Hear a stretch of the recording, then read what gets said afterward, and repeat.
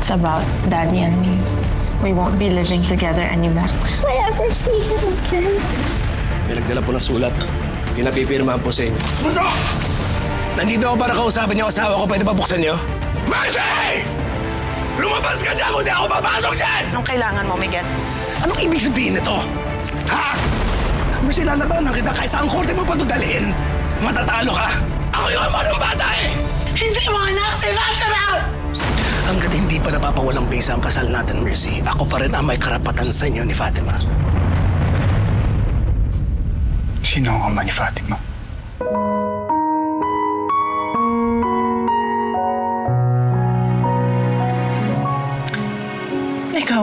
Ikaw, Norma. Ikaw ang ama ni Fatima.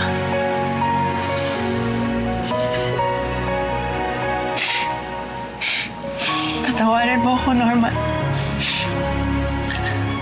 Sinubukan kitang protektahan. Alam kong magiging problema to sa buhay mo. Alam kong mapapahamak ka dahil ipaglalaban mo ang karapatan mo para kay Fatima. Sana mapatawad mo ako, Norma.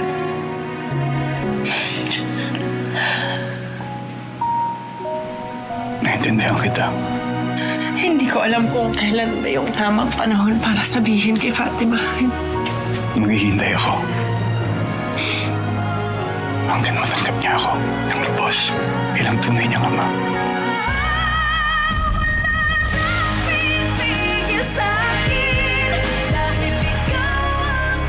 Salamat, Norman. Salamat.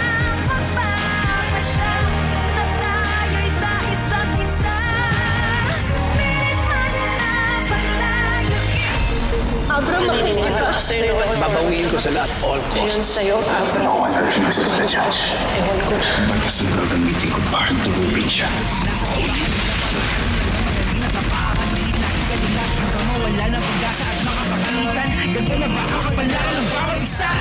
Sa uli, gustong mangarap, hindi para sa sarili, hindi para sa iba. Kahit mahirapan na dumin sa lipunan, puro sabihin, pinipilit ko pa rin naabuti.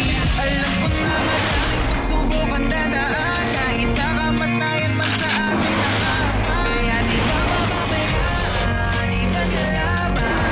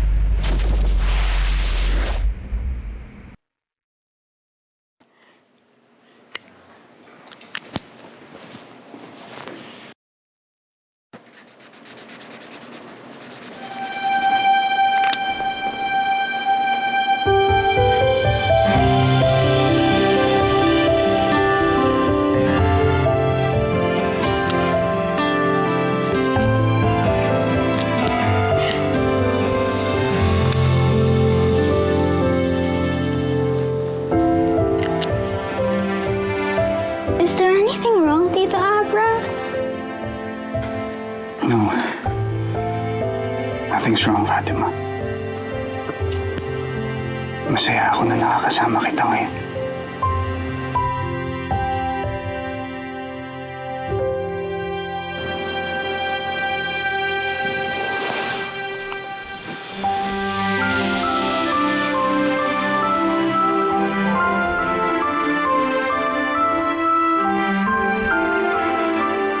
I love you, Tito Abra.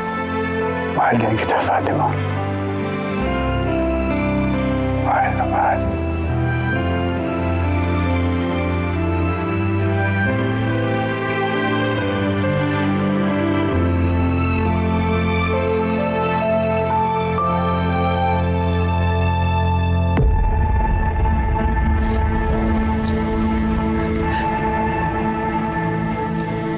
Wala, pakiwala mo na kami.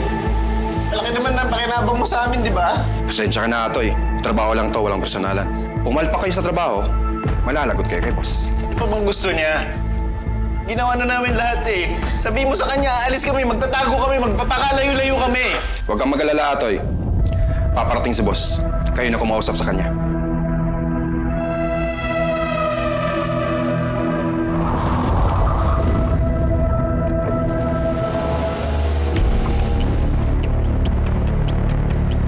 Walang duda. Si Atty. Aguirre ang may pakana ng tangkang pagpatay sa'yo.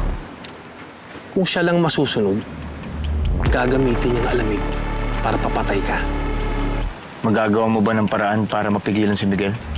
Wala. Nangako ako kay Judge na hindi ko pwede galawin lahat ng mga kamag-anak niya. Pwera na lang kung siya mag-utos. Yan din ang dahilan kaya buhay pa ako ngayon. At alam ni Miguel yan na wala akong magagawa laban sa kanya. Hahayaan na lang natin si Miguel maghari-harian dito sa Rosario. Hindi. Gawin mo yung hindi ko pwede gawin.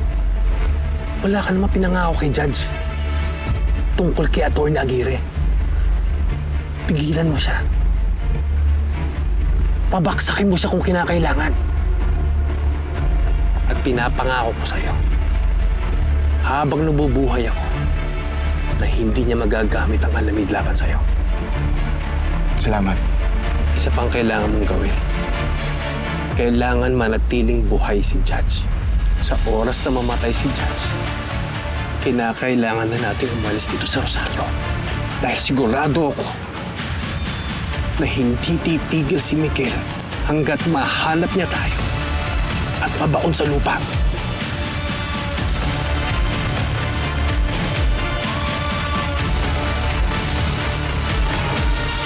Kilala ko yung middleman, alias Balak. Melencio Dumpil ang tunay na pangalan. Matagal na itong wanted sa mga pulis. May kasong homicide at murder. Pag yun ang natimbog natin, sigurado ako, makukuha natin si Atoy Santos. May lead ka na ba kung saan siya matatagpuan? General area lang siya kung saan siya nakikita.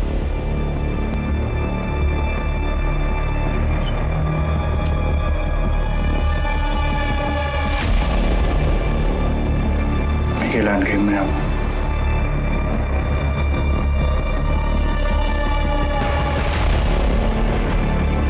Tungkol sa... Tungkol sa akin. May kinalaman ba to kay Mercy?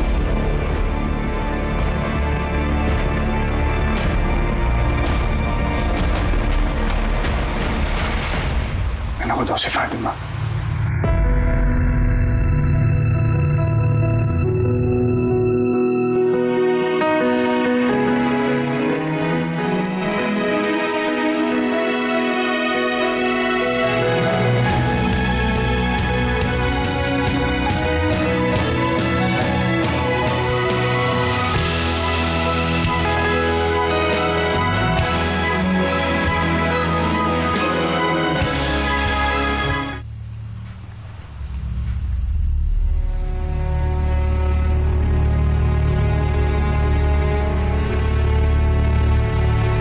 Kailangan ako ni Mercy. Ni Fatima. Nasa panganib yung buhay nila. Hindi ko iiwanan ang mag-ina ko hanggat hindi ko alam niligtas sila. At hindi mangyayari yun hanggat nasa kapangyarihan si Miguel. Huwag ka mag-alala. Tutulungan naman yung pamilya mo. Hindi namin sila papabayaan. Salamat, Jing.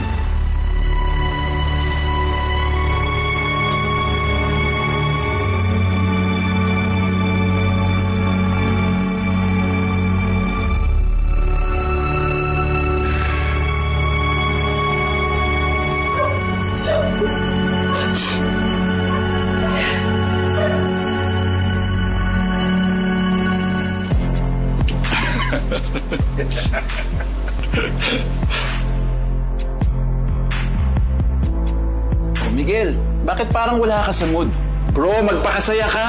Nasaya ng lahat. Pera, kapangyarihan, babae, bisyo. Ano pang hahanapin mo? Sandali nga lang! Excuse.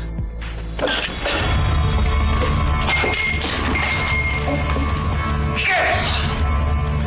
Ano ba nangyayari sa'yo?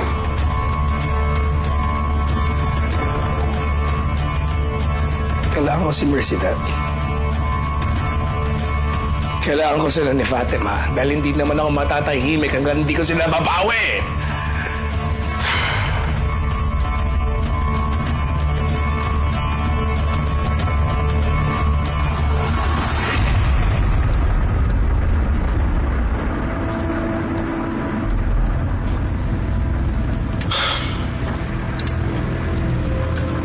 Tol, kanina ka pa walang kibo dyan. Ano ba nangyayari sa'yo?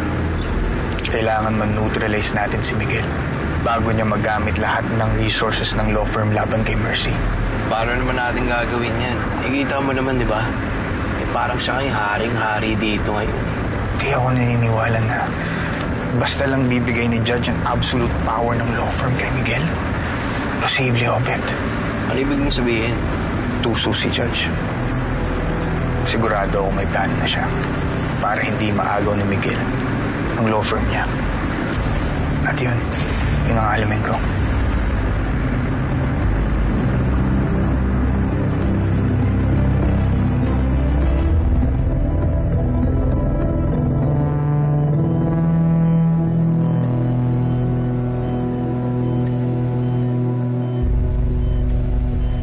Pilit nang inaagaw sa'yo ni Miguel ang lahat ng pinaghirapan mo.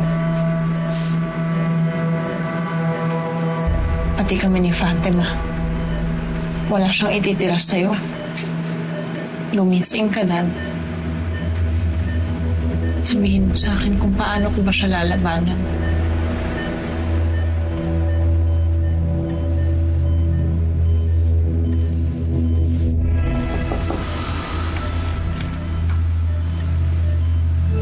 Mercy, pwede ba tayo mag-usap? Anong kailangan mo? Kailangan mong halungkatin lahat ng naiwang dokumento ni Judge. Sigurado ako na may ginawa siyang countermeasures para hindi mapunta sa iba ang law firm. At lahat ng naipundar niya.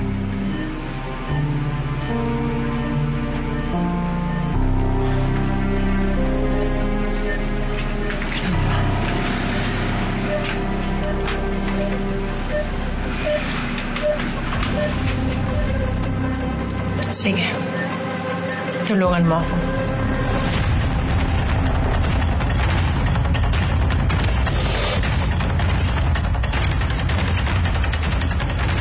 O paano? Pakailaman ko na to. Sige.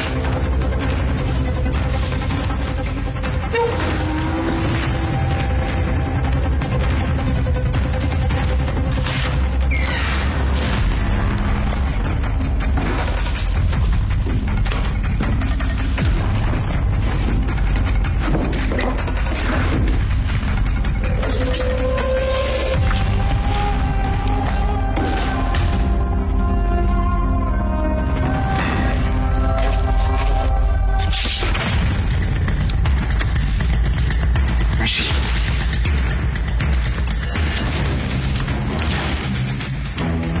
Durable power of attorney. Tama ako. Hindi siya papayag mapunta sa ibang law firm. Ano? Ang durable power of attorney na yan ay nagtatalaga sa iyo ng kapangyarihang gumawa ng legal at financial decisions on behalf of Judge Balmores. Mababawi ko sa supervision ng law firm kay Miguel. Lalabanan natin siya gamit ang dokumento kay Mercy.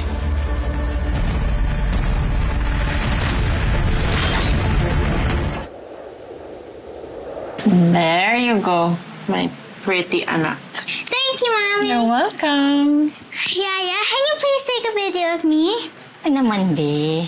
Mommy, watch me. Okay.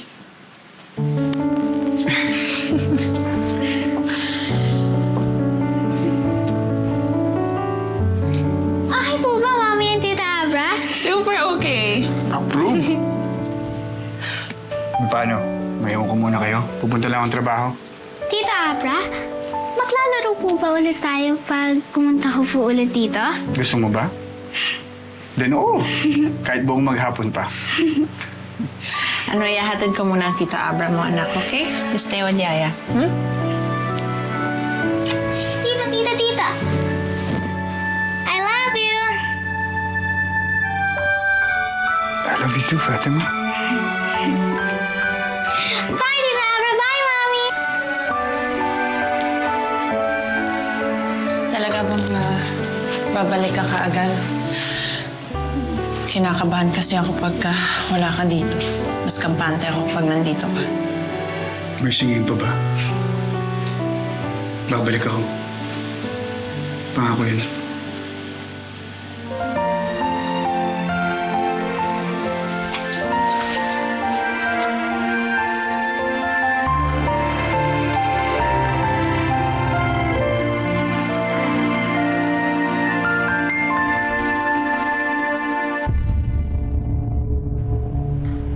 Attorney Espiritu, kanina ka pa namin iniintay.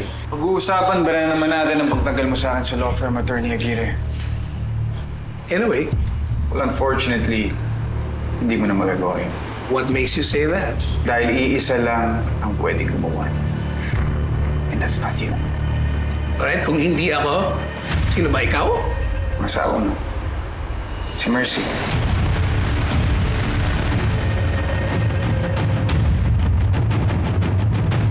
Bisa ng durable power of attorney na pinagawa ni Judge bago mo siya pinapatay. May duda ka? Saan mo? As attorney, in fact, Mercy can handle running legal aspects of the law firm. Gaya ng managing the finances, overseeing administrative tasks, and handling client relations.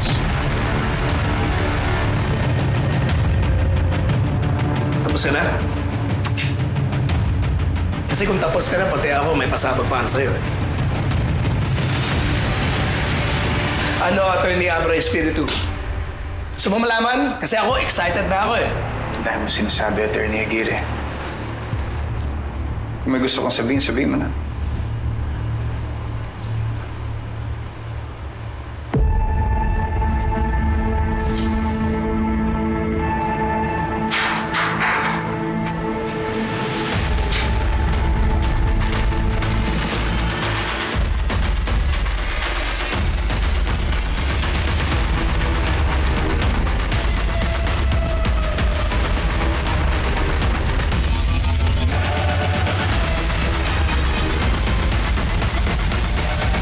Ako'y maninindigan para sa lahat. Kahit na lambot ng hustisya ay mailap. Di mo titigilan, di titigilan. Ilalaban ko pa. Inugot tayo! Brando, si Dad, puntahan mo ngayon at least.